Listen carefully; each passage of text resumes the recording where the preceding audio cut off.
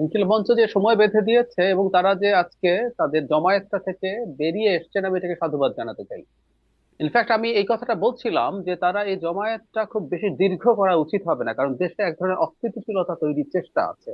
যখন জমায়েত থাকে তখন কোনো ধরনের স্যাবোটাজ হতে পারে, যেটাকে কেন্দ্র করে অস্থিরতা ছড়িয়ে পড়ার সম্ভাবনা থাকে। বিশেষ করে আমরা যখন নির্বাচনের তফসিল ঘোষিত হয়েছে, আমাদের নির্বাচনের মধ্যে চলে গেছে, এবং টেকনিক্যালি যদি চিন্তা করে এই ধরনের জমায়েত হওয়া এই তফসিল পরবর্তী সময়ে হওয়ার কোনো যৌক্তিকতা ছিল না, এবং এটা আইনেও সমর্থন করে না। যাই হোক, তাদেরকে আমি প্রথমত এটাকে ধন্যবাদ জানাই। অপরাধী ধরা এবং ব্যবস্থা নেওয়া আসলে 24 ঘন্টা হওয়া সম্ভব না, কিন্তু সরকারের হাতে একটা কাজ করার স্কোপ অন্তত আছে, সেটা হলো স্বরাষ্ট্র মন্ত্রণালয়ের পুরো সেট, শুধু উপদেষ্টা না, উপদেষ্টা, বিশেষ সহকারী সচিব, আইজিপি, এই চারজনকেই আসলে সরিয়ে দেওয়া উচিত হতো বহু আগে। এখনকার কথা বলছি না। এই সরকারের সবচেয়ে অক্ষম এবং অথর্ব মন্ত্রণালয় স্বরাষ্ট্র মন্ত্রণালয়, মানুষ এটা বলতেই পারে। আমরা এই কথা যখন বলছি, এটাকে মাথায় নিয়ে বলছি যে শেখ হাসিনা বাংলাদেশের পুলিশ বাহিনীকে ধ্বংস করে দিয়ে চলে গেছে, তার কনফিডেন্স সমস্যা হয়েছে, তারপরও বলছি যা যা হবার কথা ছিল, যেভাবে কথা ছিল, ওইটা মাথায় রেখেও তার কাছাকাছি দূরে থাকুক, তার অর্ধেক এক তৃতীয়াংশ করতে পারি। সুতরাং এই সেটটা আগেই পাল্টানো দরকার ছিল। আমি বহুদিন একটা কথা বলতাম যে উপদেষ্টা বা বিশেষ সহকারীকে সরালে সমস্যার সমাধান হয়ে যেত, আমি এটা কনফিডেন্টলি বলতাম না। কিন্তু সরকার যখন কাউকে পরিবর্তন করে তখন বোঝা যায় তিনি একটা কগনিজেন্সে নিচ্ছেন, যে আমি রেকগনাইজ করছি এখানে ঠিকঠাক মতো কাজ হচ্ছে না, ঠিক আছে আমি একটু চেঞ্জ করে দেখি। So, এটা ক্যাবিনেটেরই আর কাউকে দেন বা বাইরে থেকে কাউকে আনেন, আপনি এটাকে রেকগনাইজ করলেন। এখন সরকার যখন এটা করে না, তার মানে এটা হচ্ছে সরকার পাত্তা টাত্তা দিচ্ছে না। সুতরাং 24 ঘন্টার মধ্যে আমি ধারণা করি সরকার ক্যাবিনেটে কোনো চেঞ্জ আনতেও পারে, কারণ এই ওসমান হাদির মৃত্যুকে কেন্দ্র করে শেষ পর্যন্ত এটা যে জায়গায় গিয়ে পৌঁছেছে, সরকারের পটেনশিয়াল আরো বেশি অস্থিরতা ঠেকানোর জন্য যেটা তার হাতে আছে। আসামিরা ইভেন ইন্ডিয়াতে চলে গেছে কিনা এটা হুম। নিয়ে প্রশ্ন আছে। আর যদি নাও গিয়ে থাকে, তাদেরকে 24 ঘন্টার মধ্যে যে ধরে ফেলা যাবে সেটা নাও হওয়া সম্ভব, কিন্তু সরিয়ে দেওয়া দায়িত্বশীল সেটা হতে পারে। সেটা হলে কি এখন মানে সরকার করবে। পরিস্থিতি, হ্যাঁ, সরকার করবে কিনা এক নাম্বার প্রশ্ন। মানে জি। সেটা করলে, মানে না করলে পরিস্থিতি কেমন দাঁড়াবে, এবং করলে পরিস্থিতি শান্ত হবে কিনা, আলটিমেটামের একটা সময় দেওয়া আছে। মানে আমরা এখন একটু ওই যে ঘর পোড়া গরু সিঁদুরে মেঘ দেখলে ভয় পায়, এরকম একটা অবস্থার মধ্যে মনে হয় পৌঁছে গেছি, যে কি যেন হয়ে যায় কিনা আবার, সেই একটা উদ্বেগ তো থাকে আপনার। জি, ডাক্তার সাহেব যদি বলেন এই উদ্বেগ সংক্ষেপে। আছে, এই উদ্বেগ থাকবে না তা বলছি না, এই উদ্বেগ আছে। এবং যেহেতু সরকার এতদিন ধরে করেনি, মানে মানুষের জীবনের জানমালের নিরাপত্তা, মব তৈরি হওয়া যে কোনোখানে, যে কোনো ঘটনা ঘটতে থাকা ক্রমাগত, এগুলো তো আছে। ইভেন আমরা শুধু ওসমান হাদির কথা বলবো কেন, প্রথম আলো, ডেইলি স্টার, উদয়চিত, ছায়ানট, এসব জায়গায় যে ঘটনা ঘটলো, ওসমান হাদি কিন্তু হঠাৎ করে একটা গানশট ইনজুরিতে মাথায় কিন্তু সেই রকম ভাবে যদি আঘাত লাগে, মানুষ মোমেন্টে মারা যেতে পারেন, জাস্ট হুম। সেকেন্ডসে মারা যেতে পারেন। কিন্তু ওসমান হাদি তো বেঁচে ছিলেন ফর সাম ডেইজ। ইভেন ওনার মৃত্যুর আগের দিন প্রধান উপদেষ্টা বলেছেন যে তাকে সিঙ্গাপুরের মন্ত্রী জানিয়েছে তার অবস্থা খুবই সংকটাপন্ন, এবং এবং উনি বলছেন জনগণকে শান্ত থাকার জন্য, লাস্ট বাক্যে কিন্তু এটা বলেছেন। তার মানে উনি জানেন এই অস্থিরতার সুযোগ আছে। তো তাহলে প্রস্তুতি কোথায়? তাহলে প্রস্তুতি কোথায়? পুলিশ, সেনাবাহিনী সহ ওগুলো ঠেকাতে পারেনি কেন? সেই কারণে আমি বলছি যে ও লং ওভার ডিউ, এটা করা উচিত। না হয় আসলে শুধু ইনকিলাব মঞ্চ না, অন্য নাগরিকদের মধ্যে এটা নিয়ে সবসময় প্রশ্ন আসবে। এখন আসলে এই মন্ত্রণালয় যখন পারছে না, তখন প্রশ্ন শুধুমাত্র এটা না, প্রশ্ন এখন সামনে একটা নির্বাচন আছে, সেই নির্বাচনে কি করবে, যেখানে 300 সিটে প্রার্থীরা নির্বাচন জি, আছে। কেন ঠেকাতে পারেনি এটা তো খুবই বড় একটা আলোচনা। সেই আলোচনাটা আমি আরেকটু পরে যাব। জনাব শামসুজ্জামান দুদুর কাছ থেকেও আমি আপনার কাছে আপনার মন্তব্য জানতে চাই। 24 ঘন্টায় কিছু পরিবর্তন হবে? এই স্বরাষ্ট্র উপদেষ্টা অতীতে নিজেও একরকম প্রতিশ্রুতিই করেছেন যে যখন সাবেক রাষ্ট্রপতি চলে গেলেন দেশের বাইরে, তখন তিনি বলছিলেন যে যে পালিয়ে গেলেন তার পেছনে কারা আছে এটি বের করতে না পারলে, ব্যবস্থা নিতে না পারলে তিনি নিজেই পদত্যাগ করবেন। একটা তদন্ত কমিটিও গঠিত হয়েছিল, কিছুই হয়নি সেই তদন্ত কমিটি বা পদত্যাগের বিষয়টিও তিনি বেমালুম ভুলে গেছেন। 24 ঘন্টায় কি কিছু হবে? এটি একটু ছোট্ট করে শুনে আপনার কাছে আমি আপনার জন্য যে মূল প্রশ্ন সেটিতে আসবো। জি। 24 ঘন্টায় এই পারপাসে কিছু হবে কিনা আমি ঠিক বলা মুশকিল, তবে টেনশন বাড়বে। সরকার থাকলে, যে সরকার যদি কার্যকর সরকার হয়, তাহলে টেনশন কমে। সরকারের পদক্ষেপ, সরকারের উদ্যোগ, সরকারের সিনসিয়ারিটি, এইগুলো যদি কার্যকর থাকে, কার্যকর সরকার থাকে, তাহলে তার কিছু প্রতিফলন থাকে। বিশেষত ওসমান হাদির মানে বর্ষণের মুখোমুখি হওয়ার পরে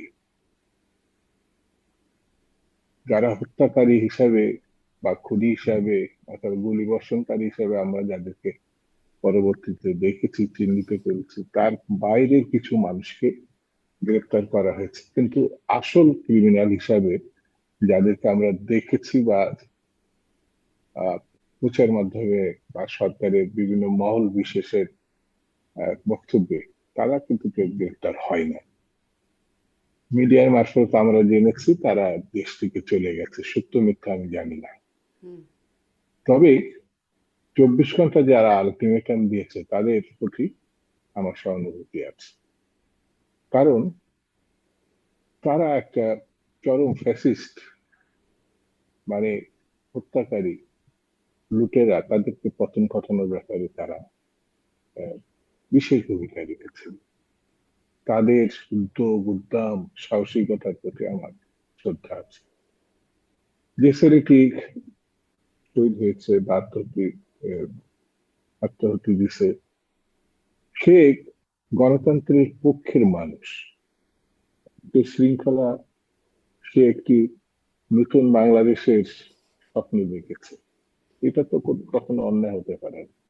গণতান্ত্রিক বাংলাদেশের স্বপ্ন দেখেছে, বলেছে। তো জীবনে দিতে চেয়েছে গণতন্ত্রের স্বাধীনতা, সার্বভৌমত্ব, স্বাধীনতা, এইসব প্রশ্ন, কিন্তু তাকে কেড়ে নেওয়া হলো। তাহলে যারা আলটিমেটাম দিচ্ছে তাদের স্বপ্ন, তাদের উদ্যোগ, তাদের ভালোবাসা, এগুলো নিয়ে প্রশ্ন থাকার কোনো অবকাশ নেই। তারা তো তার বন্ধু, তার নেতা, তার সহকর্মীর হত্যার বিচার এবং হত্যাকারীদের গ্রেপ্তারের দাবি জানাতেই পারে। কিন্তু স্বরাষ্ট্র উপদেষ্টা বা স্বরাষ্ট্র উপদেষ্টার সঙ্গী সাথীরা, বিশেষত আইন শৃঙ্খলার সঙ্গে নিয়ন্ত্রণে যারা যুক্ত, তারা একেবারেই পুরাপুরি ভাবে উদাসীন আমি বলবো না, কিন্তু কি করছে, তাদের প্রতি যে মানুষের আস্থা, বিশ্বাস, শ্রদ্ধা, এগুলো ক্রমেই বিলুপ্তি হওয়ার পথে। এই জন্য আমার কাছে মনে হয় 24 ঘন্টার আলটিমেটাম আমরা বাংলাদেশকে একটা ব্যর্থ রাষ্ট্রের দিকে নিয়ে যাব না কার্যকর রাষ্ট্রের দিকে রাখবো, সেটা এখন খুব জরুরি প্রশ্ন। প্রশ্নটা এই কারণে, সামনে নির্বাচন। আমরা যদি নির্বাচনটা না করতে পারি বা কোনো কারণে নির্বাচন প্রতিবন্ধকতা সৃষ্টি হয় বা কোন রকম বাধা বিঘ্ন তৈরি হয়, দায় কার? সরকারকে নিতে হবে। যদি সরকারকে নিতে হয়, তাহলে এই জিনিসগুলো যেটা মুখোমুখি হয়েছে, এটা ফয়সালা হতে হবে। আর যারা আজকে রাস্তায় নেমেছে, এখন শাহবাগে আহ, আছে, আলটিমেটাম দেখছে, তাদের বিষয়টার সঙ্গে সারা দেশবাসী এবং প্রতিটি রাজনৈতিক দল একমত। সেই জন্য সম্পর্ক যেন ফারাক বেশি না বাড়ে। আমার মনে হয় জি। কার্যকর পদক্ষেপ না নিলে 24 ঘন্টা পর কি হবে এটা সরকারও জানে কিনা আমি জানি না, তবে মানুষ এই 24 ঘন্টার পর কি হবে এই টেনশনে তো অবশ্যই আছে। জি, টেনশন মানে কার্যকর পদক্ষেপ। বিষয়টা ওই যে মানে প্রথম আলো ডেইলি স্টারের উপরে চোখের সামনে হামলা হলো, আগে থেকে হ্যাঁ, তারা আরেকটা জিনিস আমি বলি। সহায়তা চেয়েও আরেক পেল না, আরেক- অতএব কার্যকর পদক্ষেপের ব্যাপারটা খুবই একটা মানে না, সন্দেহ আমি বা আমি উদ্বেগ আরেকটু জানানোর বলি, বিষয়। মানে এক নিশ্চয়ই, মিনিট। সেটি নিশ্চয়ই। হচ্ছে যে এই ঘটনার প্রেক্ষিতে প্রথম আলো, ডেইলি স্টার অথবা আহ, উদীচী, তারপরে সাংস্কৃতিক প্রতিষ্ঠানগুলোতে যেভাবে আক্রমণ হয়েছে, এটা কিন্তু ঘোষণা দিয়ে হয়েছে একেবারে। সোশ্যাল মিডিয়াতে, ফেসবুকে আমরা দেখেছি ঘোষণা দিয়ে হচ্ছে, কিন্তু সেই জায়গায় মানে আইন শৃঙ্খলা বাহিনীর ন্যূনতম কোনো ভূমিকা ছিল, এটা আমার চোখে পড়েনি। মানে প্রচার মাধ্যম থেকে যতটা আমরা খেয়াল করেছি, লক্ষ্য করেছি। তাহলে সরকার থাকলে কি হতো আর না থাকলে কি হতো, এর ব্যবধানটা আমি ঠিক বুঝতে পারছি না। এই যে নির্মমতা, এবং কারা করছে এটা আমরা সবাই জানি। আর এখনো পর্যন্ত কয়জন গ্রেপ্তার হয়েছে মানে ওই ওই সঙ্গে সংগঠিত, আমরা জানি না। কিন্তু এটা যে পরিকল্পনা তৈরি করা হচ্ছে গণতন্ত্রের বিপক্ষে, হুম, কখনো সাম্প্রদায়িকতা গণতন্ত্রের পক্ষের ঘটনা না। এটা আসলে একেবারেই কারা করছে শামসুজ্জামান দুদু, কেন প্রশ্নটা করলাম, আপনি বলছেন কারা করছে সবাই জানি, কারণ যারা হামলা করছে তারা বলছে তারা বিপ্লবী, তারা সংক্ষুব্ধ ছাত্র জনতা, মানে তাদের ভাষ্যটা তো কারা এরকম। করছে। যদি আইন শৃঙ্খলা বাহিনী এজেন্সি যদি না থাকে, না সরকার না থাকলে, তাহলে তো বলা যেত। সবাই জানে, আপনিও জানেন, মিডিয়াও জানে, কিন্তু কোনো উদ্যোগ বা পদক্ষেপ নাই। এই অন্ধকারের শক্তিকে যদি ঠেকানো না যায়, তাহলে বাংলাদেশ আরো গভীর সংকটে পড়ে যাবে। জি, মির্জা ফখরুল ইসলাম আলমগীর বলছেন যে এটা ব্লু প্রিন্টের অংশ, এই যে মব বা এই ভাঙচুর এই সব কিছুকে ব্লু প্রিন্টের এন্ড গোল বা আলটিমেট কি হাসিল করতে চায় ব্লু প্রিন্ট থেকে। যাদের নির্বাচনে কোনো ভবিষ্যৎ নাই, নির্বাচন ছাড়াই যারা কম বেশি দেশটা এখন নিয়ন্ত্রণে নিয়েছে, তাদেরই পরিকল্পনা অনুযায়ী তো এখন দেশ চলছে। নির্বাচনটা কিভাবে ঠেকানো যায়, এরকম সহজ বিষয়টা তো বিস্তারিত বলার দরকার নেই। সেই জিনিসটা যদি বুঝেও আমরা না বুঝার ভান করি, তাহলে বুঝতে হবে পক্ষান্তরে এই ষড়যন্ত্রকারীদের সঙ্গেই যারা ঠেকাবে তারাও আছে। অর্থাৎ সরকার বুঝেও যদি না বুঝার ভান করে, হুম। তাহলে সরকার আছে কেন? এটাই তো মানুষের প্রশ্ন হিসেবে দেখা দিবে। ডাক্তার জাহিদুর রহমান, আপনার কাছ থেকে ওই যে কারা করছে, সবাই বুঝছে আসলে কারা করছে এই মবের ঘটনার পেছনে কারা। মানে যে কোনো ঘটনার বেনিফিশিয়ারি কে কে? আমরা প্রাথমিকভাবে যেটা করব, মব এবং উসমান হাদির মৃত্যুর ঘটনায় কারা কারা বেনিফিশিয়ারি হলো। হুম। আমি বাংলাদেশের মাটিতে এখন পর্যন্ত হাদির গুলিবিদ্ধ হওয়া থেকে এখন পর্যন্ত যা যা ঘটলো তার প্রত্যেকটা ঘটনায় একজনের সমস্যা দেখছি, একটা দলের সমস্যা দেখছি। সেটা হলো বিএনপি। বিএনপি 5 আগস্ট পরবর্তী সময় থেকে খুব দ্রুত একটা নির্বাচন চাইছে। দেশ আনস্টেবল হলে নির্বাচন পিছিয়ে যেতে পারে, কোনো না কোনো ফর্মে ঝামেলা বাঁচতে পারে। শুধু সেটা না, উসমান হাদির ঘটনা এবং এরপরে মব, মানে মব বলাও ঠিক না, আসলে মব আসলে একটা স্পন্টেনিয়াস জিনিস। বাংলাদেশে একটা নতুন জিনিস আমরা দেখলাম, এটা পরিকল্পিত ভাবে মব, মানে পরিকল্পিত মব, কথা দুটো কিন্তু একটা একটার অ্যান্টাগোনাইজ করে। মব কোনোদিন পরিকল্পিত হয় না, কিন্তু বাংলাদেশে এই ঘটনাটা ঘটানো হচ্ছে। এ ধরনের অস্থিরতা তৈরির চেষ্টা, এবং আমি সংশয় এইটা প্রকাশ করে রাখতে চাই, 25 তারিখ যারা তারেক রহমান আসার আগেও আরো কোনো না কোনো অস্থিরতা ঘটনা ঘটানো হতে পারে, চেষ্টা হতে পারে। সুতরাং এই যাবতীয় যত অস্থিরতা আছে, শর্ট টার্মেও বিএনপির জন্য চাপ, কারণ তারেক রহমান দেশে আসছেন, তিনি স্পষ্ট করেনি তার একটা স্টেট আছে তিনি কেন দেশে আসছেন না, কিন্তু আমরা অনেকেই ধারণা করেছি বা অনুমান করে নিয়েছি যৌক্তিকভাবে, বা কিছু ইঙ্গিত তার দলের পক্ষ থেকে ছিল যে তার নিরাপত্তা নিয়ে সংশয় ছিল। তো এই অস্থিরতা তার শর্ট টার্মে বিএনপিকে ক্ষতি করে, মিড টার্মে তার ইলেকশন নিয়ে ক্ষতি করে। তো সব ক্ষতি বিএনপির, লাভ কার কার তাহলে? বাংলাদেশ একটা সুস্থির গণতান্ত্রিক পরিবেশের দিকে যাবে, বাংলাদেশের গণতন্ত্র প্রতিষ্ঠিত হবে, এটা 5ই আগস্টে পরাজিত শক্তি চায় না, আওয়ামী লীগ চায় না। আওয়ামী লীগের সাথে সাথে ভারতেরও পরাজয় হয়েছে, কিন্তু এখানে একটা ইন্টারেস্টিং কিন্তু আছে, 5ই আগস্টে বিজয়ী শক্তিরও কেউ কেউ চায় না। আমি বলছি না তারা এগুলো ঘটিয়েছে, কিন্তু বিজয়ী শক্তিরও কেউ কেউ চায় না। কারণ দেখা গেছে এই অস্থিরতা, বা এই অস্থিরতার কারণে এই সরকারের ক্ষমতা যদি এক্সটেন্ড করার প্রবাবিলিটি বাড়ে, তাদের ক্ষমতা ইনফর্মালি এনজয় করার সুযোগ বেড়ে যায়। কিছু ব্যক্তি আছেন অ্যানার্কিস্ট, তারা ঝামেলা বাঁধিয়ে রাখতে চান, তাতে তাদের এই এনার্কির মধ্যে তাদের এক ধরনের নিজস্ব পাওয়ার তৈরি হয়, তারা চান তাদের মতো করে। এবং আরেকটা গ্রুপ আছে, সেটার কথা একটু বলে রাখতে চাই, এটা একটু সংঘবদ্ধ, এটা একটু যোগ করি, এটা একটু আইসোলেটেড না। শারমিন, আপনি খেয়াল করেছেন 5 আগস্ট পরবর্তী সময় থেকে কয়েকজন মানুষ, এর মধ্যে একজন কেন্দ্রে আছেন, একজন খুবই পরিচিত পাবলিক ইন্টেলেকচুয়াল, যিনি এটাকে বিপ্লব বলছিলেন, যে এটা গণ অভ্যুত্থান হয়নি, এটা বিপ্লব হয়েছে। হুম।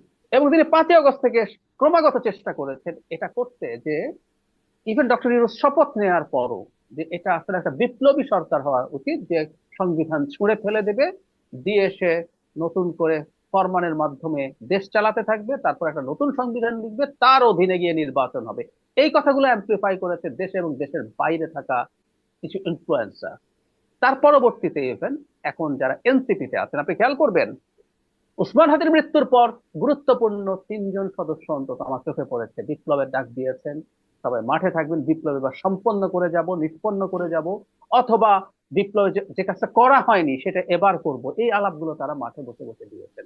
এই গ্রুপটা চেয়েছিল একটা এনার্কি হোক বড় স্কেলে, সো দ্যাট তারা কোনো একটা ফাঁকে একটা বিকল্প বিপ্লবী সরকার তৈরি করতে পারেন। সো আচ্ছা, এরাও তাহলে কি আসলে এর এনসিপির মধ্যে মধ্যে থাকতে দুটা পারে। গ্রুপ আছে যারা এই বিকল্প বিপ্লবী সরকারের পক্ষে এক গ্রুপ আর এক গ্রুপ তার বাইরে, এরকম কুড কি? বি, কুড বি আমি এভাবে যদি আমি নাম তুলে বলি কোনো অসুবিধা নেই, ওরা পাবলিক হ্যাঁ, স্ট্যাটাস দিয়েছেন। হ্যাঁ, একদম। জনাব নাহিদ, জনাব আক্তার বা অনেকেই এই যে মবের তাণ্ডব চলছিল তখন এটার বিরুদ্ধে কথা বলেছেন। যে বিপ্লবের ডাক দিয়েছেন জনাব সার্জিস আলম, খুবই হুম, পরিচিত একজন মানুষ।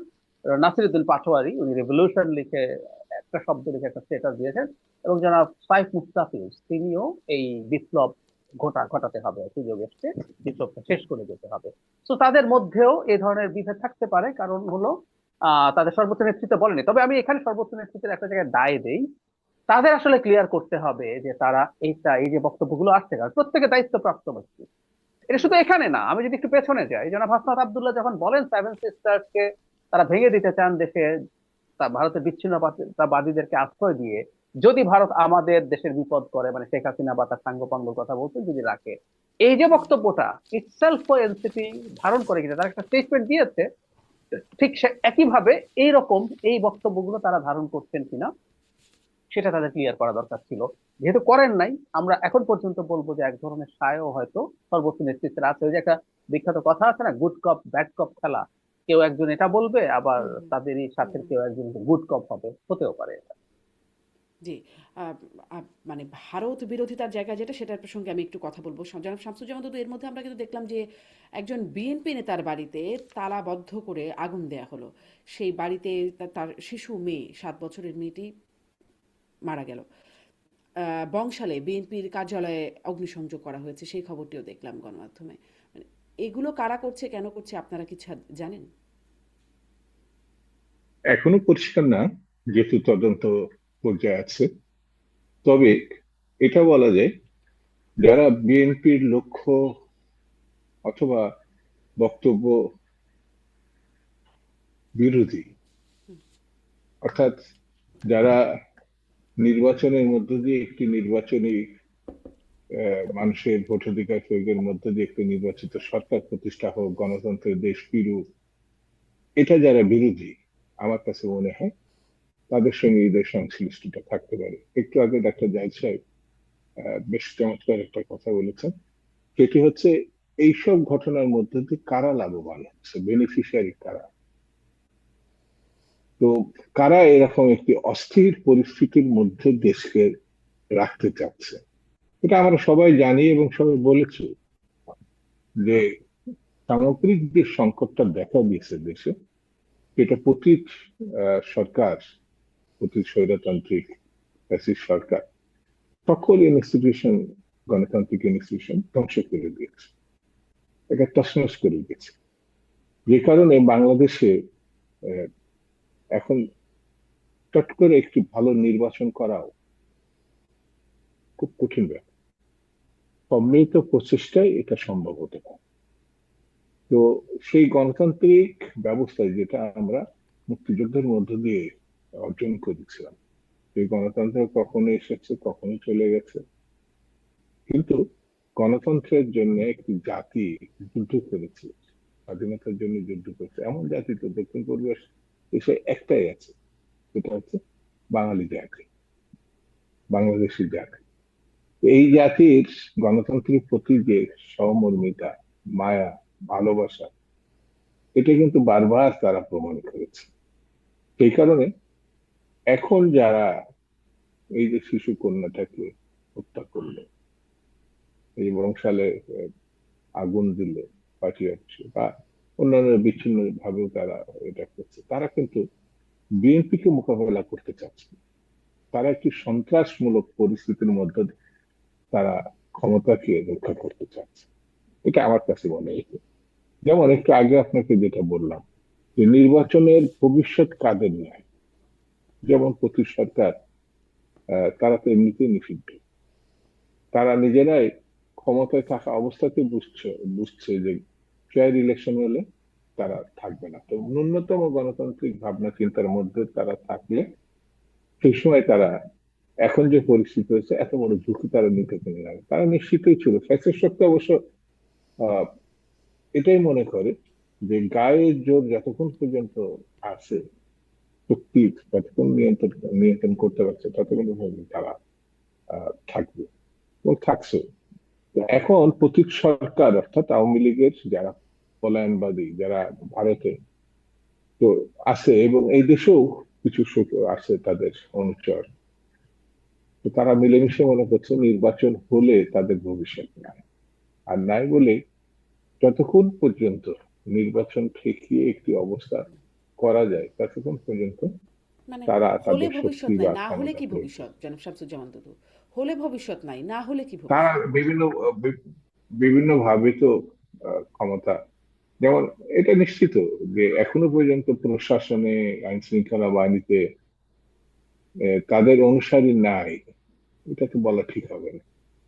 ওইভাবে যেমন হাজার হাজার কোটি টাকা লোপাট করেছে, বিদেশে প্রশাসন পাঠাইছে নাকি বলছে। আপনারা আর জামাতরা মিলে ভাগাভাগি করেছেন, সেটি তো উপদেষ্টা মাহফুজ আলমের চোখের সামনে হয়েছে বলে তিনি বলে গেলেন। হ্যাঁ, ওরা এটা বলতে পারে।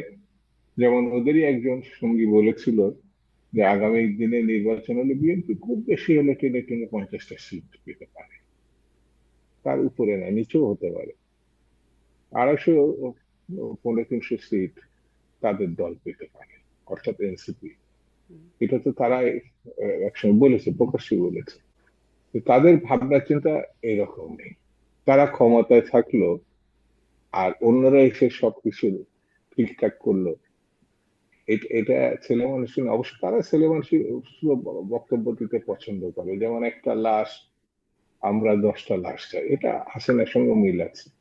তো এইসব কথাবার্তা বলে তো লাভ নাই, ক্ষমতায় থাকলে স্মরণীয় হতে পারত, গণতন্ত্রের সপক্ষে কাজ করার ভূমিকা রাখতে পারত, সেগুলো তারা রাখেনি।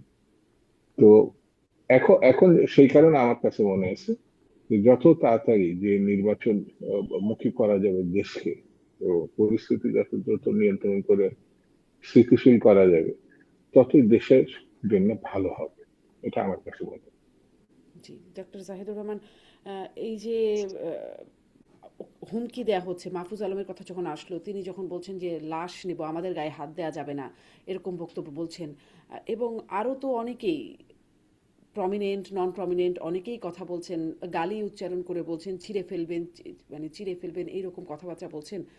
এর একটা মানে প্রতিফলন এই সময়টাতে দেখতে থাকবো কিনা, মানে তারপরেই তো দেখলাম আসলে এত বেশি, যেটাকে অনেকেই বলছেন গজবের রাত গেল একটা, সেরকম একটা পরিস্থিতি দেখা গেল। তারপরে এই যে সামনে 24 ঘন্টা বা তার পরবর্তী, এর একটা প্রতিফলন কি আশঙ্কা করেন?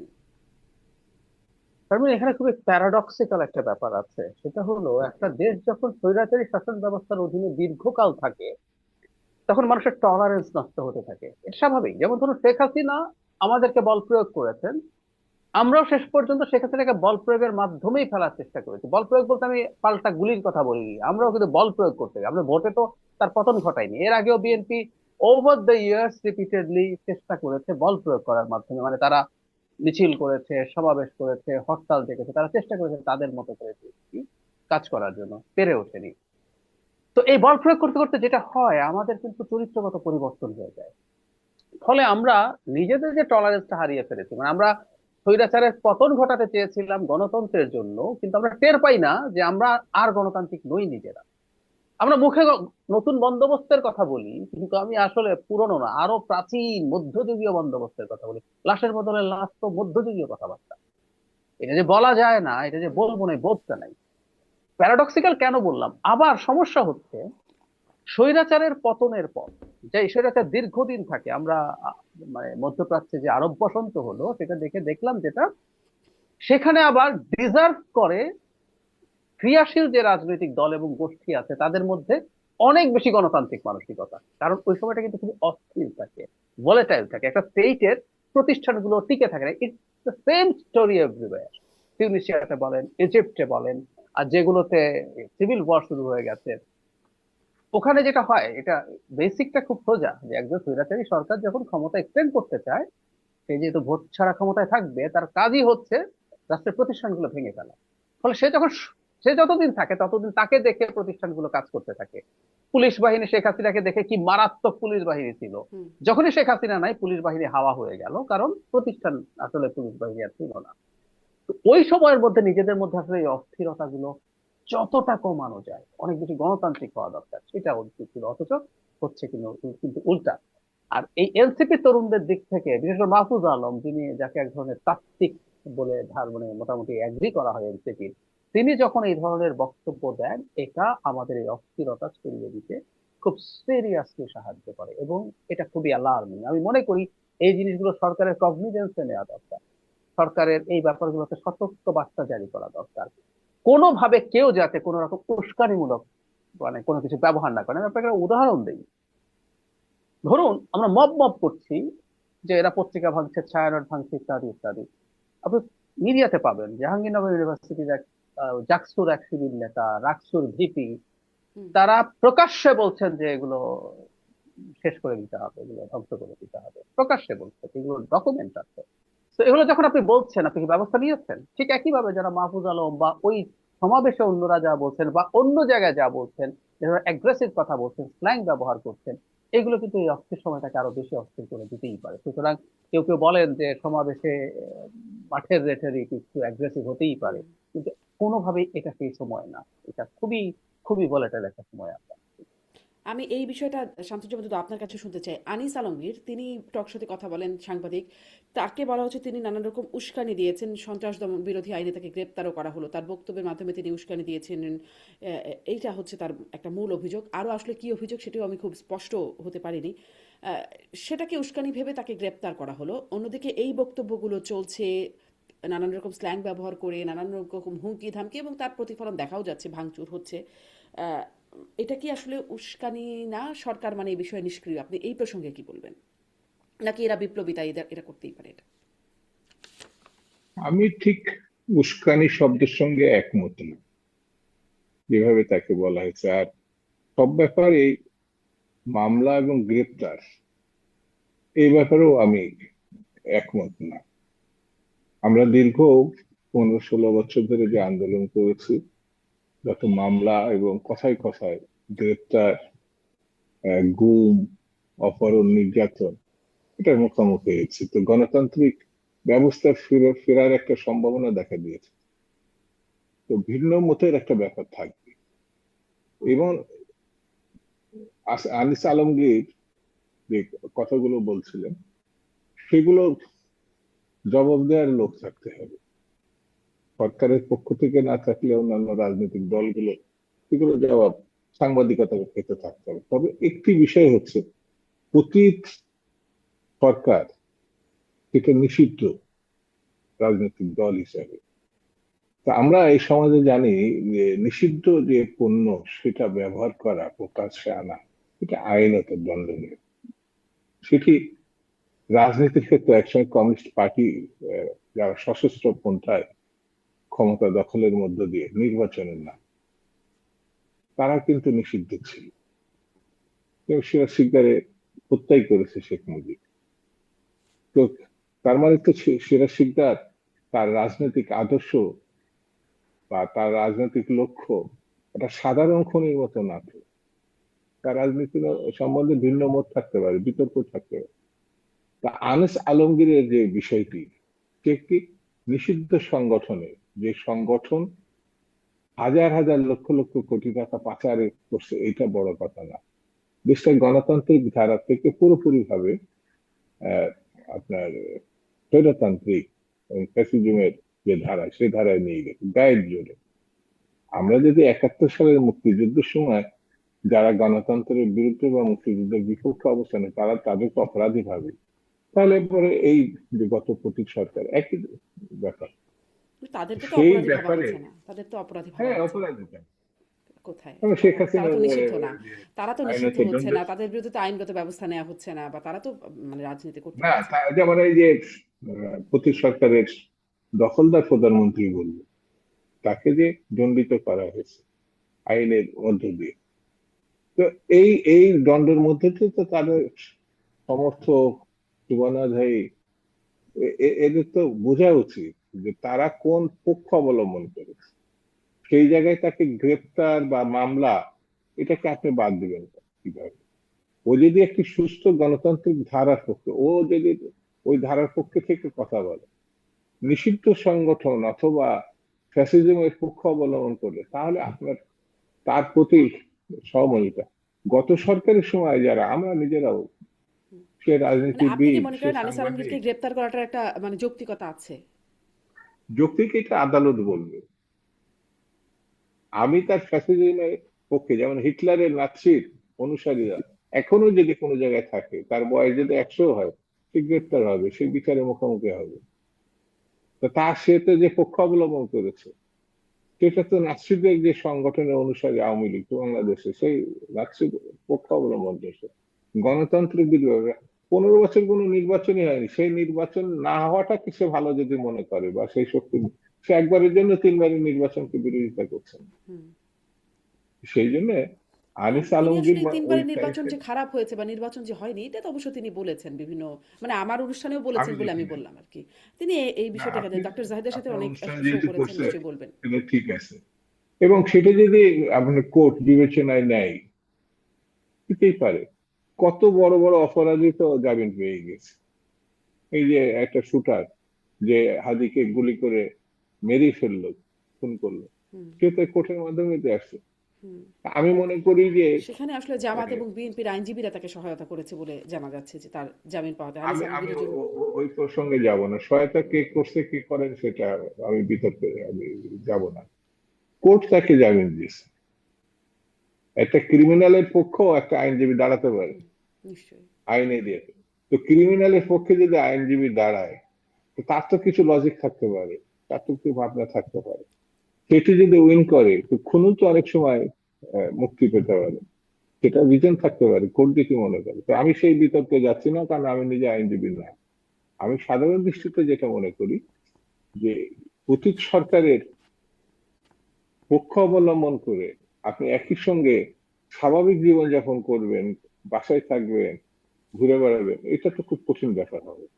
তাহলে পরে আপনি চিহ্নিত হচ্ছেন যে আপনি লুটপাটকারীর পক্ষে, গণহত্যার পক্ষে এবং সন্ত্রাসের পক্ষে। তো এটার পরিণতি কি হতে পারে, এটা আমার কাছে। আর গণতান্ত্রিক রাজনীতিতে আপনি বারবার অ্যারেস্ট হবেন, জেলে যাবেন, যেটা অতীতে 15 বছরে শুধু বিএনপি না, অন্যান্য সকল রাজনৈতিক দল, সাংবাদিক, পেশাজীবী কি অপদস্থ হয়েছে, কি পরিস্থিতির মুখে তারা পড়ছে। তারা তো কোনো আহ, সরকারের পক্ষ অবলম্বন করছিল না, আর এখন তো খুনির পক্ষ অবলম্বন করছে। এটা তো আমার নিজের কাছে জি। মনে হচ্ছে। জি। আমি জনাব আগে শামসুজ্জামান শুনতে দুদু বলেছি গ্রেপ্তার বা জুলুম বা নির্যাতন আমি নিজেই পছন্দ করি না, কারণ আমি নিজে এটা শিকার হয়েছে। কিন্তু গণতান্ত্রিক ব্যবস্থার হুম, পক্ষে থেকে যদি সে শিকার হয়, তাহলে আমার আপত্তি আছে।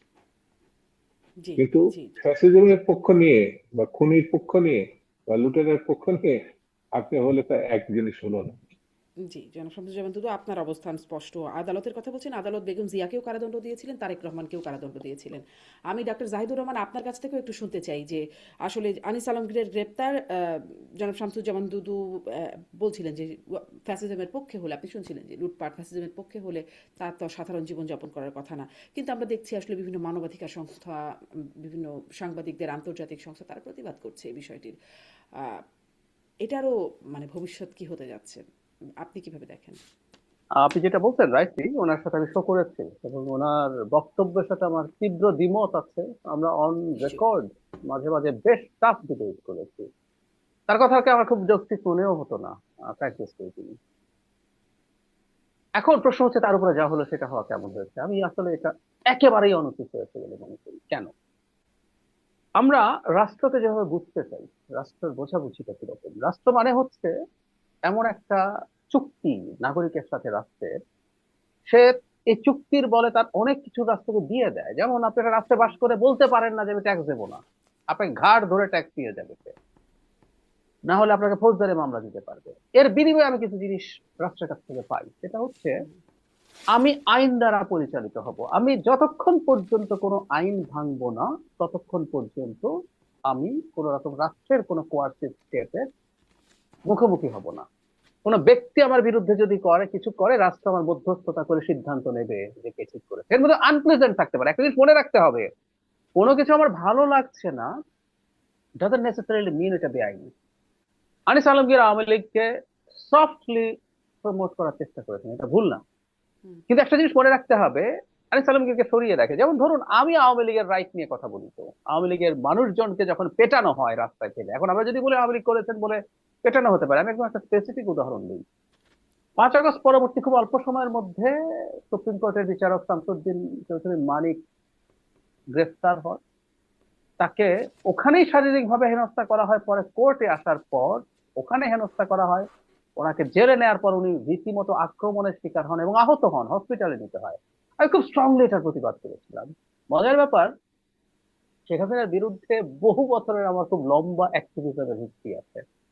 এই জুলাইয়ের সময় নিজের মুখেই বলছি, দেশে বসে বহু বড় ঝুঁকি নিয়ে কথা বলে গেছি, কিন্তু আমাকেও ছাড়া হয় নাই যে আমি আওয়ামী লীগের দোষর হয়েছে। এই জিনিসটা আমি আমাদের দেশের কাউকে কাউকে আইডেন্টিফাই করতে ভুল করতে দেখছি, যে আইন আর তার অধিকার দুটো মানবাধিকার দুটো দুই জিনিস, আইনে তার বিচার হতে পারে। এখন আনিস আলমগীরকে আইন ভেঙেছেন, আমি যদি সেটা খুঁজতে যাই, ধরুন আওয়ামী লীগ করা না, আওয়ামী লীগের কর্মকাণ্ড নিষিদ্ধ আছে এখন, মানে আওয়ামী লীগের কর্মকাণ্ডের সংজ্ঞাও দেওয়া আছে, লিফলেট বিতরণ, মিছিল, সমাবেশ, জনসংযোগ, এগুলো নিষিদ্ধ আছে, এই কর্মকাণ্ডগুলো নিষিদ্ধ আছে। এখন আনিস আলমগীর কি আওয়ামী লীগ করেন? আমার মানে তার বক্তব্য যদি আপনি নেন, আপনি ওনাকে আওয়ামী সিম্পাথাইজার বলতে পারেন, কারণ আওয়ামী লীগের বহু কিছু জিনিস আসলেই সমালোচনা করেন, নির্বাচন, শেখ হাসিনার সময়ের কিছু, ভারত এখানে যেভাবে জেঁকে বসেছিল, সেগুলো সমালোচনা কিন্তু উনি করেন। তিনি এখন যেটা বলতে চাইছেন, এই সরকারের সমালোচনা করছেন এবং আওয়ামী লীগের নির্বাচনে আসা উচিত বলে মনে করছেন, এই বয়ান তৈরির চেষ্টা করতে। এটা উনি ছাড়াও আরো কয়েকজন বলেন এবং তাদের সাথেও আমরা এই ডিবেটটা করছি এবং আমরা মনে করি উই আর কেপেবল এনাফ এই ডিবেটটা করার জন্য। ডিবেটের সুরাহা হইতে হবে তা না। তো আনিস আলমগীর আমার দৃষ্টিতে কোনো আইন ভাঙেননি এবং উনি যা করেন সবকিছু প্রকাশ্য ভাবে করেন। একটা কথা একটু যোগ করে রাখি, উনি ওসমান হাদি যে গুলিবিদ্ধ হয়েছে, সেই ব্যাপারে তিনি নেহারি খেতে খেতে নাকি এরকম একটা ছবি দিয়েছেন, উনি ভাবছেন এই ব্যাপারটা কি, ব্যাকগ্রাউন্ডে একটা গান চলছে। আমি আসলে অ্যাকাউন্টে গিয়ে দেখা হয়নি, আমি স্ক্রিনশটটা দেখেছি, অনেকে বলছেন। তো উনি যদি এটা করে থাকেন, এটা অরুচিকর কাজ, কোনো সন্দেহ নাই। Again, is it a criminal offence? উত্তর হচ্ছে আমি অন্তত এটাকে মনে করি না। তো এই যে আমরা যে কোনো বক্তব্যকে ক্রিমিনালাইজ করার চেষ্টা করছি, শেখ হাসিনা কিন্তু ডিজিটাল সিকিউরিটি অ্যাক্টে এই কাজটা করতো। কতগুলো অস্পষ্ট ধারা ছিল, 25, 26, 28, 29, 31, ওর মধ্যে যে কোনো কিছু ধর সামাজিক অস্থিরতা তৈরি করা যাবে। এখন আনিস আলমগীর, হাসিনার কথা বলছি, ওই ডিজিটাল সিকিউরিটি অ্যাক্টে আনিস আলমগীরের এই বক্তব্যকে অস্থিরতা তৈরি করা যাবে, ওই ডিজিটাল সিকিউরিটি অ্যাক্টে ঢুকিয়ে দিলাম। তো এখন এই আপনি যে আমি যা বলছি সেগুলো অস্থিরতা তৈরির জন্য দায়ী। এভরিথিং ইজ, আমি আপনাকে উদাহরণ দেই, উসমান হাদির হত্যাকাণ্ড তৈরির প্রেক্ষাপট তৈরির মধ্যে যাদের তালিকায় যাদের নাম আছে, এর মধ্যে আমি আছি। খেয়াল করুন, আমি পাবলিকলি উসমান হাদির সমালোচনা করিনি, যে যে করেছে তারা তো আছেই। আর আমি কেন আছি? কারণ আমি এই গণ অভ্যুত্থানকে বিপ্লব হতে দেই নাই, আমি বিপ্লবের বিরুদ্ধে ন্যারেটিভ তৈরি করেছি। সেই কারণে বিপ্লব হয় নাই বলে, যেহেতু তাদের ভাষ্য মতে উসমান হাদি হত্যাকাণ্ডের শিকার হয়েছেন, তো তাকে হত্যাযোগ্য করে তোলার মধ্যে আমিও আছি। তো এই প্রবণতাগুলো সমাজে কিন্তু শুরু হয়ে গেছে। ওসমান হাদির রাজনীতির সমালোচনা থাকতে পারে না, যারা যারা সমালোচনা করেছে এখন তাদেরকে টার্গেট করা হচ্ছে। এই প্রবণতাটা ভয়ঙ্কর, কারণ আমরা রাষ্ট্রের হাতে এই ধরনের ক্ষমতা তুলে দিতে চাই না, এটা যে কেউই হোক না কেন। আর একটা কথা একটু মনে রাখতে হবে, গণতন্ত্র মানে আপনার অপছন্দনীয় ব্যক্তি, অপছন্দনীয় মতের সাথে সহাবস্থান। শারমিন, আমি মনে করি বাংলাদেশে অন্তত 20% মানুষ এখন আওয়ামী লীগ করে। আমি এটা নিতেই পারি না। আমার পরিচিত মানুষের মধ্যে আওয়ামী লীগ করা মানুষজন আছে, ক্লোজ বন্ধুদের মধ্যে ঝগড়াঝাটি হয়ে গেছে এসব নিয়ে, কিন্তু করে তো, করে তো। এখন আমি কি করব?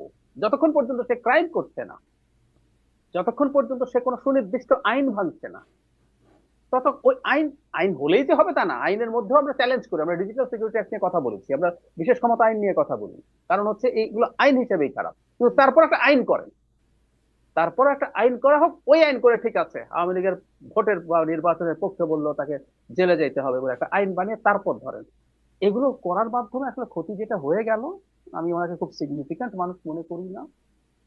উনি আসলে, সরি, রেসপেক্ট, আমি ওনার যৌক্তিক সেন্স বা উনি যেভাবে ওনার যুক্তি এস্টাবলিশ করতে যেতেন, আমি ওনাকে খুব পাওয়ারফুল কেউ মনে করতেন। কিন্তু ওনাকে গ্রেফতারের মাধ্যমে অনেক বড় ক্যারেক্টারে পরিণত করা হলো এবং পাওয়ারফুল করে ফেলা হলো। জি একদম, sorry, জি ডাক্তার জাহিদ, ধন্যবাদ। আপনি বলছেন যে মামলা মানে একটা আইন থাকা লাগবে মানে ব্যবস্থা নেবার জন্য, কিন্তু একটু যদি শামসুজ্জামান দুদু আপনার মন্তব্য শুনি, স্বরাষ্ট্র উপদেষ্টা অবশ্য বলেছেন আওয়ামী লীগের এখন মামলা লাগবে না, দেখলেই গ্রেপ্তার করে ফেলা যাবে। স্বরাষ্ট্র উপদেষ্টার এমন নীতি, যাকে অবশ্য পদত্যাগের মানে আলটিমেটামের মুখে আছেন তিনি। আপনি তার এই বক্তব্যকে কিভাবে মূল্যায়ন করবেন? আইন ছাড়া যদি আপনি চলেন, আইনের শাসন প্রতিষ্ঠা হচ্ছে গণতান্ত্রিক বিধি ব্যবস্থার অন্যতম একটা দিক, আইনের শাসন। তো আইন যদি না থাকে, অবশ্যই আইন করা যায়। এখন পার্লামেন্ট নাই, তারপরেও সরকারি সিদ্ধান্তে এটা পরবর্তীতে আইনে রূপান্তরিত হতে পারে পার্লামেন্টে পরবর্তী সরকারের সময়।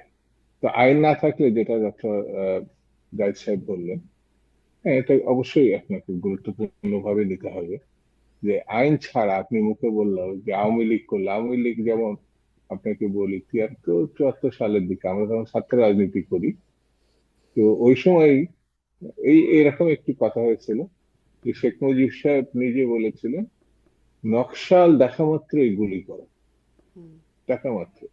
তখন মাওলানা ভাসানী বলছিলেন তার প্রতিবাদে যে মুজিবর কারোর গায়ে নকশাল লেখা থাকে না। তো বিষয়টি এখন এইরকম, আপনার আইন নাই, অথবা আমাকে পছন্দ হয় নাই, অথবা অন্য যে কোনো একটা ঘটনার আমার বিরোধিতা করেছে, মানে ব্যক্তিগত একটা কোনো ঘটনা আছে, এইভাবে যদি আপনি দেখি, তাহলে পরে গণ অভ্যুত্থানকে তো আপনি প্রশ্নে ফেলে দাও। অর্থাৎ গণ অভ্যুত্থানটা যারা করেছে, এই যে আমাদের হাদি, আমাদের সন্তান তুল্য, তারা যে জীবনে উৎসর্গ করলো কিসের জন্য? গণতন্ত্রের জন্য, সুশাসনের জন্য, সভ্য সমাজের জন্য।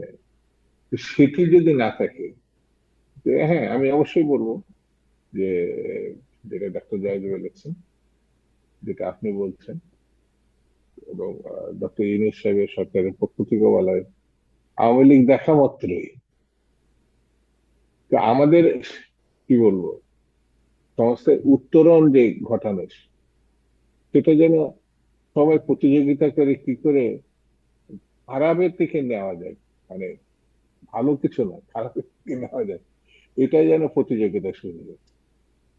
কিসের জন্য? আওয়ামী লীগ তো নিষিদ্ধ সংগঠন, আমি ধরে নিই তার কার্যক্রম নিষিদ্ধ করেছে, তার বিরুদ্ধে মামলা দিতে পারে যে সে এই ঘটনাগুলোর সঙ্গে যুক্ত, দেখতে হবে।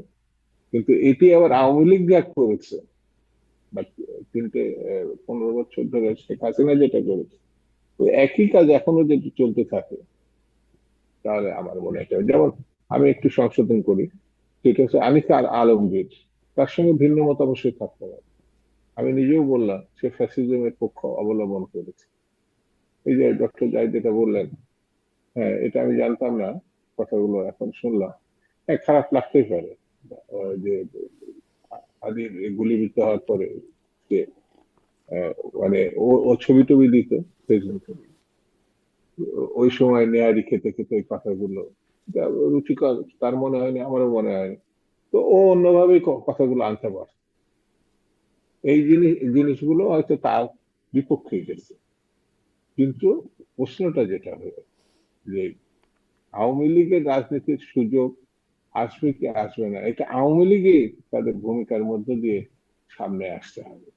যেমন আওয়ামী লীগের রাজনীতি এই জায়গায় নিয়ে অন্যরা যায় না, তার নেত্রী, তার সংগঠনের নেতারা, তাদের ভূমিকা, কার্যক্রম, তার সরকার, এসব মিলিয়ে তো আজকে তারা নিশ্চয়ই আহ, তারা তাদের এই কার্যক্রমের জন্য অবস্থা, তাদের এই পরিণতি।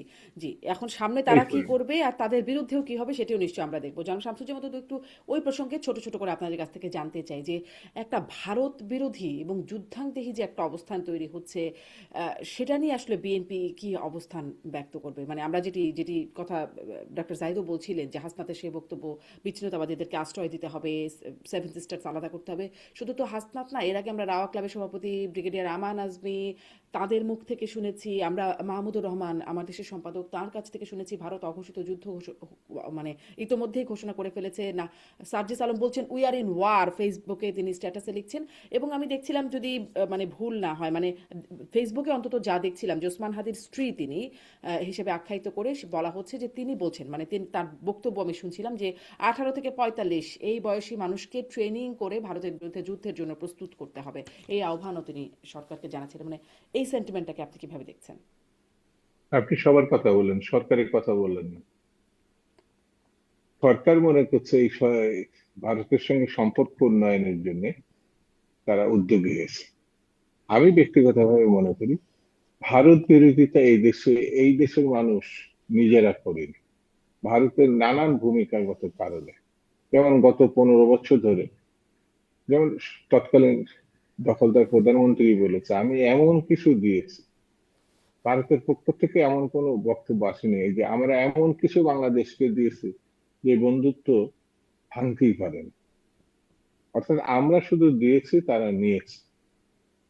তো ভারত বিদ্বেষী, ভারতের বিরোধিতা, এটা আমার মনে হয়েছে যে বাংলাদেশে না, ভারতই পর্যায়ক্রমে এই পরিস্থিতি তৈরি করেছে। আর এই দেশে কিছু রাজনীতিবিদ বা ভূমিকা বা মানুষজন আছে যারা তাদের সামর্থ্যের মধ্যে মনে করে ভারত বিরোধিতা এখানকার মানুষ একসময় মানে 47-এর আগে, অর্থাৎ হিন্দু মুসলিমদের যে সম্পর্কের কারণে তো পাকিস্তান, তো পাকিস্তানের পরে বাংলাদেশ, তো নানান কারণে এক ধরনের ধার্মিক একটা ঘটনা। আর এটা তো আপনি অস্বীকার করা যাবে না যে এই গণঅভ্যুত্থানে অন্যান্য কি উত্থান ঘটেছে জানি না, সাম্প্রদায়িকতার একটা উত্থান ঘটেছে। এটা বদরুদ্দীন অবসারী বলেছেন, পরে আমার কাছে মনে হচ্ছে বিভিন্ন ক্ষেত্রে এর ছাপ আছে। সেই জন্য যে ভারত বিরোধিতার, হ্যাঁ অবশ্যই অনেক যৌক্তিক কারণ আছে। যেমন সমস্ত বন্দরের সুবিধা তারা বিনা পয়সায় নিয়েছে হুম। শেখ হাসিনার সময়, এখন সমস্ত বন্দর তারা নিয়ন্ত্রিত অবস্থা। এই সবগুলোর দিকে একটা একটা করে যদি বিষয়গুলো দেখেন, তাহলে কিন্তু এটা ভালো কিছু আহ, আপনার নজরে পড়বে। যৌক্তিক অযৌক্তিক সেটা পরে কথা। যেমন এনসিপি তরুণ নেতা একজন বলেছে যে এই যে 7 সিস্টার সম্বন্ধে, হুম। যে শেখ এই অবস্থায় থেকে এই কথাটা কতটা যৌক্তিক হয়তো আমার কাছে মনে হয়েছে সে ভাবেও নাই। কিন্তু এই কথাটাই ভারত বারবার ব্যবহার করছে, মানে এমন ভাবে ব্যবহার করছে মনে হচ্ছে যে এটা বাংলাদেশ সরকারের কথা, বাংলাদেশের প্রতিটি রাজনৈতিক দলের কথা। এবং পক্ষান্তরে বাংলাদেশকে সারা বিশ্বে, এই যেমন 5ই আগস্টের পরে এখানে হিন্দুদের উপরে যেভাবে নির্যাতন হয়েছে বলে তারা দাবি করেছে, একেবারে এর ন্যূনতম কোনো ঘটনা ছিল না। বরঞ্চ আমাদের এখানে সংখ্যালঘু বলে, যদি আমরা তাদেরকে সংখ্যালঘু মনে করি না, হিন্দু ভাইদের পক্ষ থেকে এটা বিরোধিতা আসছে যে ভারত যেটা বলছে এটা ঠিক না। এই দেশে মানে 1000 বছরের সংস্কৃতি আছে আপনার মানে সাম্প্রদায়িক সম্প্রীতির মধ্যে যে বসবাস, এক একটা ঘটনা, সেটা জমি নিয়ে ঘটনা, ব্যবসা নিয়ে ঘটনা, সেটাকে হিন্দু মুসলিমের বিদ্বেষ বা দাঙ্গা বলে না, চালানোর কিন্তু চেষ্টা এখন তো হয়েছে। আবার সেটি উস্কে দেওয়ার মতো ঘটনা, মানে সেই যে অভিযোগ ভারত করছে, বিভ্রান্তিকর একটা অভিযোগ বলছেন, সেটা তো উস্কে দেওয়ার মতো ঘটনা আবার দেখছি। এক হিন্দু যুবককে হ্যাঁ ধর্ম সেটা অবমাননার জন্য পিটিয়ে পুড়িয়ে কি যে বিভৎসভাবে তাকে না, হত্যা করা হলো। এই আর প্রক্রিয়া একজন আমি যেটা জি, যেটা আর একজন আমি হিন্দু আমি যুবককেও শুনেছি। মানে বেশ পিটানো হয়েছে, পরে পুলিশ গিয়ে একরকম তাকে রক্ষা না করেছে। না, আমি মনে করি আমি যেটা শুনেছি এই ধরনের সাম্প্রদায়িক ঘটনা না, কিন্তু এটা অবশ্যই নিন্দাযোগ্য। অবশ্যই এটা কার্যকর ব্যবস্থা সরকারের নেওয়া উচিত। আইনের আওতায় ইতিমধ্যে বেশ কিছুদিন আগে আরো কঠিন ভাবে এই সিদ্ধান্ত সরকারের কার্যকর করা উচিত। আমি ব্যক্তিগতভাবে মনে করি কোনোভাবেই যেন এই বিষয়টি, মানে সাম্প্রদায়িকতা সম্প্রীতির যে বিষয়টি আমাদের দেশে আছে এবং সারা বিশ্ব জানে, ভারত তারা তাদের স্বার্থে হুম হুম। প্রচার করে, কিন্তু এই দেশের মানুষ অনেক। আর ভারতের অযৌক্তিক, মন গড়া এবং বলা যায় বিদ্বেষপূর্ণ ঘটনার কারণে এই দেশের মানুষ ভারত বিরোধী। এবং এটা এই দেশের মানুষের জন্য না, তারাই এই পরিস্থিতির জন্য জন্য দায়ী। দায়ী বলে আচ্ছা, আমি জনাব মনে করি। শামসুজ্জামান দুদু, মানে এই পরিস্থিতির জন্য ভারতই দায়ী। আমি আপনার এই বক্তব্যটা স্পষ্ট। ডাক্তার জাহিদুর রহমান, আপনার কাছ থেকে শেষ করব। এই যে ভারত বিরোধী মানে যুদ্ধাঙ্গী যে একটা পরিস্থিতি তৈরি হচ্ছে, যুদ্ধ, আমরা যুদ্ধ পরিস্থিতির মধ্যেই আছি বলে বলা হচ্ছে। আপনি এই পরিস্থিতিকে কিভাবে বিশ্লেষণ করবেন? এটি কি, মানে এটি আসলে আমাদের জন্য বিষয়টা কেমন, এটা একটু আপনার কাছ থেকে জানতে চাই। এবং সাথে সাথে সাম্প্রদায়িকতারও যে প্রসঙ্গটা আসছিল, দুটি ঘটনা, একটা একটা তো খুবই বীভৎস, এমনকি ফেসবুকে তার ভিডিও দেখা যাচ্ছে, মানে সেটা দেখলে মানুষ মনে হয় না মানে কোনো রকম স্বস্তি পাবে ভেতরে। এরকম বিষয়গুলো যে ঘটছে, এটারও একটা পরিণতি আমাদেরকে ভোগ করতে হবে কিনা। আমি দুদু ভাইয়ের সাথে একেবারেই একমত যে যা পরিস্থিতি তৈরি হয়েছে এটা ট্রিগার করেছে ভারত। কিন্তু এখানে আমার একটা কিন্তু আছে। আমি প্রতিক্রিয়া কি দেখাবো, কতটুকু দেখাবো, দ্যাট ম্যাটার্স। কোন রকম কোনো সন্দেহ নাই, ভারত বাংলাদেশের ওপরে শেখ হাসিনাকে চাপিয়ে ক্ষমতায় রেখে যা যা করেছেন, ভারতের ইন্টেলিজেন্সিয়া এই কথা বলছে যৌক্তিক কারণেই যে বাংলাদেশে যা যা ঘটে সবকিছুর সাথে শেখ হাসিনা যেমন জড়িত, একই সাথে মানুষজন ভারতকে ট্যাগ করছে, hmm. And which is logical. So ক্ষোভ হতে হতে রাগ, বিরক্তি, বিতৃষ্ণ হতে ঘৃণায় পরিণত হচ্ছে, আমি মানি এটা। 5 আগস্ট পরবর্তী সময় শেখ হাসিনাকে তারা আশ্রয় দিয়েছেন, আমি এটাও ছাড় দিতে প্রস্তুত আছি। তাদের দীর্ঘদিনের লাই ছেড়ে দিলে ভবিষ্যতে আরেকটা হাসিনা পাবে না এখানে বা সাবকন্টিনেন্টে। কিন্তু শেখ হাসিনা যে প্রতিদিন অলমোস্ট কথা বলে, হুমকি দেয় বসে বসে, বাংলাদেশের নির্বাচন ডিস্টার্ব করতে চায়, সমন্বয়ক ডক্টর ইউনূস, তারেক রহমান সবাইকে অ্যাকিউজ করে, সুযোগ করে দেখিয়ে দেবেন, এই যে ক্রমাগত অস্থিরতা তৈরি করে যাচ্ছে আমাদের দেশের বিরুদ্ধে, এটা মানুষকে আরো ক্রমাগত করতে পারে, এতেও সন্দেহ নেই। টেরিtoriয়াল ইন্টিগ্রিটি নিয়ে প্রশ্ন তোলা খুবই খারাপ কথা, মানি। কিন্তু আপনি ভারতের মিডিয়া দেখুন, বাংলাদেশের ফেরির ওখান দিয়ে একটা চিকেন স্নেক আছে, ওইটা আলাদা করে ফেলবো, চট্টগ্রাম পার্বত্য চট্টগ্রাম নিয়ে নেব। বাংলাদেশের মাথায় পঞ্চগড়ের ওই জোন থেকে বিরাট অংশ কেটে নিয়ে চিকেন স্নেকটাকে চওড়া করে ফেলবো। শুধু তাই না, বিজেপির যে আদর্শিক প্রতিষ্ঠান আরএসএস, তারা অখণ্ড ভারতের কথা তাদের অফিসিয়াল কথায় হুম। লিখেছে, তাদের পার্লামেন্টে অখণ্ড ভারতের মানচিত্র আছে। আমাদের মানচিত্র, আমরা তো না, পাকিস্তান আমরা সহ নেপাল, ভুটান, শ্রীলঙ্কা কেউ নাই, সব ভারতের পাশ। তো আমাদের টেরিtoriয়াল ইন্টিগ্রিটি নিয়ে কিন্তু তারা প্রশ্ন করে। এত কিছু বলার পরও আমি বলছি আমরা এটা করতে পারি না, আমাদের এটা করা উচিত হয়নি। ইটস রেড লাইন, একটা রেড লাইন। কারণ আমাদেরকে ওরা কি করছে বলার চাইতে ভারত এই জিনিসগুলো ব্যবহার করবে। এবং জনাব হাসরাত আব্দুল্লাহর বলাটার খুব সিগনিফিক্যান্ট কারণ হচ্ছে, উনি সরকারে না থাকলেও উনি এনসিপিতে আছেন, তার থেকে জরুরি কথা, গণ অভ্যুত্থানের সবচেয়ে পরিচিত মুখগুলোর একটা তিনি। এতে যেটা হলো, বাংলাদেশ এই গণ অভ্যুত্থান ঘটিয়েছে মূলত ভারত বিরোধী, মানে ইসলামী উগ্রবাদীরা, একটা ন্যারেটিভ তাদের আছে, এবং তারা তাদের ন্যারেটিভ হচ্ছে ভারতকে অপছন্দ করে কারণ ভারত হিন্দু, সংখ্যাধিক্যের দেশ, এসব কারণে। সেই ন্যারেটিভ গুলো ট্রাকশন পাওয়ানো সহজ হবে। আমরা ভারতের সমালোচনা করতে পারি, করতে হবে, করা উচিত হবে। আমি আমি নিজে কট্টর ভারত বিরোধী মানুষ বলে আমি মনে করি না। আমি প্রচুর ভারত মানে ভারতের সরকার এবং পলিসির বিরোধিতা, জনগণের বিরোধিতা না, হুম। হুম। পলিসির বিরোধিতা। কিন্তু এই পর্যায়ে যাওয়া উচিত বলে আমি কোনোভাবেই মনে করি না। টেরিtoriয়াল ইন্টিগ্রিটি নিয়ে প্রশ্ন এখানে না, মানে এটা রাস্তায় রাজপথের ইয়েতেও হবে না, বরং ভারতের কাছে দাবি জানানো। আমি একটা বিএনপির কর্মসূচির কথা বলতে চাই, যে তিস্তা নিয়ে তারা বিশাল মশাল দিয়ে রাতের বেলা সমাবেশ করেছেন জনাব দুলু তার এলাকাতে, হাজার হাজার মানুষ। তো আমাদের এই দাবিগুলো এইভাবে ক্রমাগত জানিয়ে যেতে হবে, কোনো জিঙ্গোইজম না। হুম। জিঙ্গোইজম হয়তো মানুষের মধ্যে তো ক্ষোভ আছে, ঘৃণা আছে, মানুষ পছন্দ করে, কিন্তু এটাকে আমি সমর্থন করি না। তো জি। ঘৃণা রাগের কারণ ভ্যালিড, কিন্তু প্রতিক্রিয়ার একটা সীমা থাকা উচিত বলে মনে করি। আর আপনি বলছেন রেড সাম্প্রতিকতার লাইন, হ্যাঁ। ক্ষেত্রে আমি মনে করি যে বাংলাদেশে এই ধরনের প্রবণতা আসলে আগেও ছিল। হুম। হুম। কিন্তু আগে, ইভেন শেখ হাসিনার সময়ের কথাও বলবো, যে এই সো কল্ড তৌহিদি জনতা, আমি একদিন বলছিলাম আপনাদের এত হ্যাডাম কোথায় ছিল এতদিন, আপনারা শেখ হাসিনার সময় এগুলো করেন নাই কেন? এমনকি শেখ হাসিনা করার সময় তারা এই সাহসগুলো পায়নি, এই অন্তর্বর্তী সরকারের সময় তারা এই সাহসগুলো পাচ্ছে, কারণ সরকার ব্যবস্থা নেই। এই যে একজন মানুষকে পিটিয়ে পুড়িয়ে ফেলা হলো, শুধু সেটা না, উনি হুম। কারখানা থেকে, কারখানার কর্তৃপক্ষ মবের হাতে তাকে তুলে দিয়েছেন, এটা পত্রিকাতেই এসছে। আচ্ছা, তার তিনি পেছনে যে পুলিশের কাছেও গিয়েছিলেন, পুলিশও পরে তাকে মানে আশ্রয় দেয় নাই, সেখান থেকে আশ্রয় সে দেয় মবের নাই, হাতে গিয়ে এরকম। ভয়ঙ্কর ব্যাপার। আপনি যদি প্রয়োজন হয় এখানে স্টেপ নেওয়ার জন্য, ওতে সর্বোচ্চ বল প্রয়োগ করলে হলে একটা দুটো করতে হতো, তাহলে এগুলো বন্ধ হতো। মনে নেই আমাদের, উনি আবার হিন্দু ছিলেন না মুসলিম ছিলেন, ওনার স্বাভাবিক মৃত্যু হয়েছিল, কিন্তু ধর্ম নিয়ে তার নিজস্ব একটা ইন্টারপ্রিটেশন ছিল। তারপর তার কবর থেকে ডেড বডি তুলে সেই ডেড বডিকে পুড়িয়ে পেটানো হয়েছে, আগুন জ্বালিয়ে দেওয়া হয়েছে।